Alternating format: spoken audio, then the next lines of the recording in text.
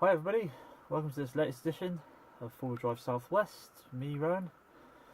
As I was promising you if you saw my last video, which is I did my budget upgrade for the front headlights for my Defender. Really good setup, I'm really impressed with it, and a few of you probably did ask, well, why do that over LED? And I said, well, you've got reasons why. It's mainly because I said with LED lights, yes, they are brighter.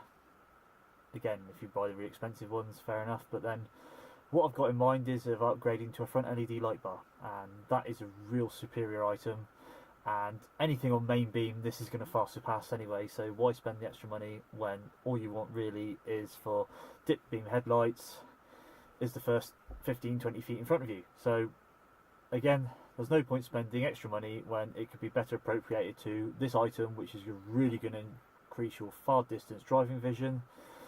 So if you can see more, you can react quicker, and you can see animals, people, and generally I find it's a safe way to drive, as you cannot have too much light. Expedition circles, they once said once upon a time, is you just do not drive in the dark. I've found now with modern LED lighting, you get this whole penciled vision now of got you decent lighting ahead of you, you can see what the track is like, you're not going to wreck your vehicle. You can see ahead, and you can like tunnel vision in on what is lit in front of you, and you can actually drive a lot safer than looking around, looking at the trees and going, oh, squirrel, and you can looking around and seeing what else is going on. So for me, I find that lighting now has got to a stage where it is far superior.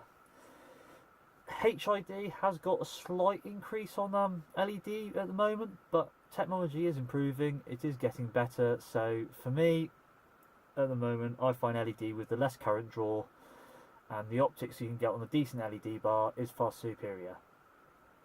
I will put the caveat as a decent LED bar, so you're looking for either Vision X, Rigid Industries, or the company I've gone for is Lazer Lamps. UK based company, manufacturer, they buy all their components, it is made in the UK, and they've been really good, their customer service is A1, and so for me it was a real no-brainer.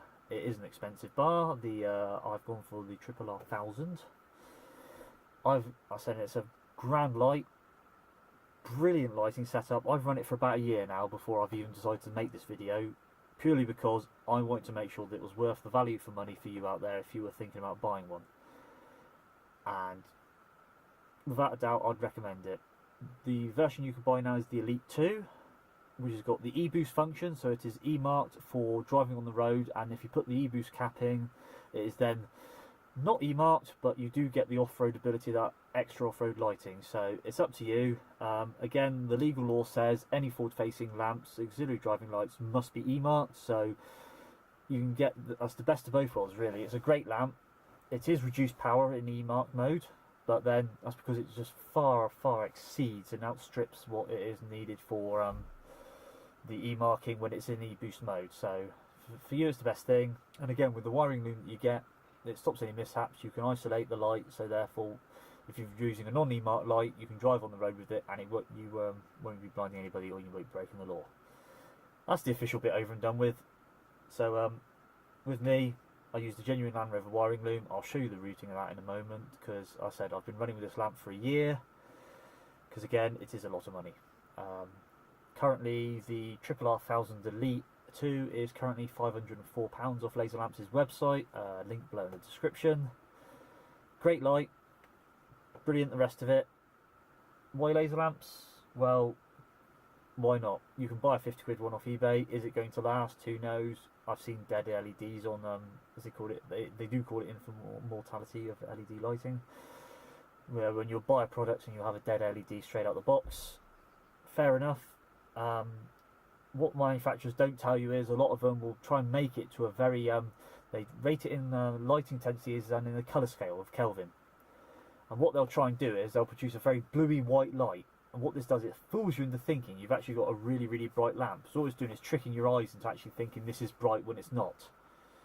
Because after all, if you look at the colour scale, you'll see a blue looks a lot brighter than a red, even if it is, if you're going to go from one end to the other. So what they try and do is they do that, whereas I prefer the laser lamps. It's got a bit more natural colour tone to it. Fantastic power, fantastic long range, but it's definitely less eye strain, and it definitely allows you to pick up the detail of it.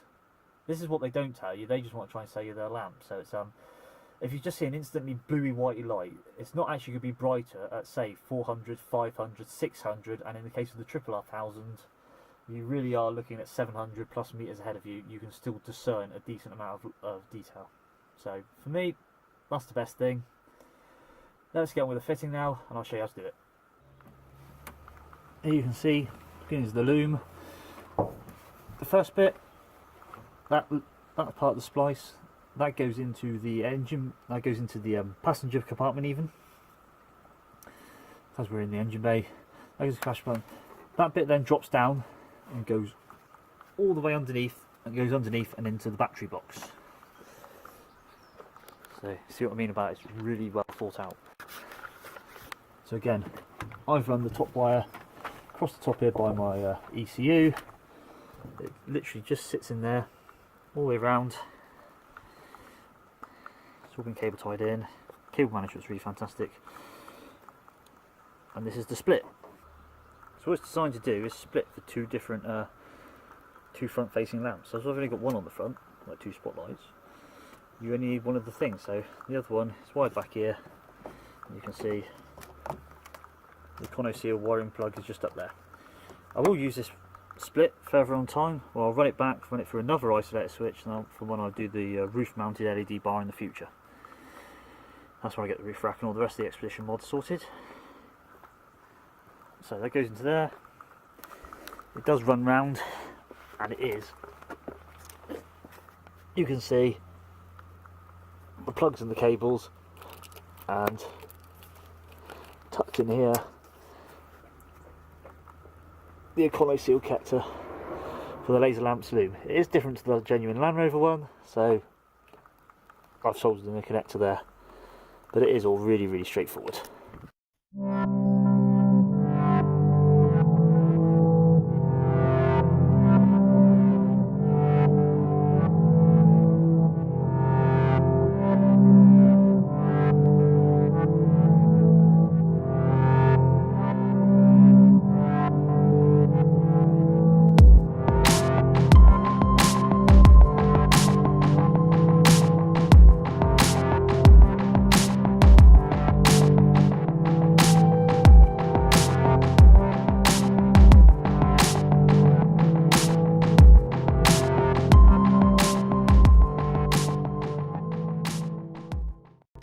To supplement the long-range scorching performance of my R1000, I'm also using Laser Lamps reeded lens kit. What this is using I think it's acrylic plastic or nylon. Essentially what this does, it diffuses the light. It's a very, very, very complex diffuser. 15-degree angle, so it gives me a much wider spread of light. Slight compromise to long range, but it fits really, really simply. You've got this thing here, it fits over the diffuser there. You've got these little plastic clips. What they do, see little nodules, they fit over and they snap in place on the top there. Really simple, really effective. It's really going to help my lighting setup. They're sealed with little rubber seals, so no water gets in behind onto the light, onto the lens itself. Brilliant upgrade if you're using it as an everyday driving lamp.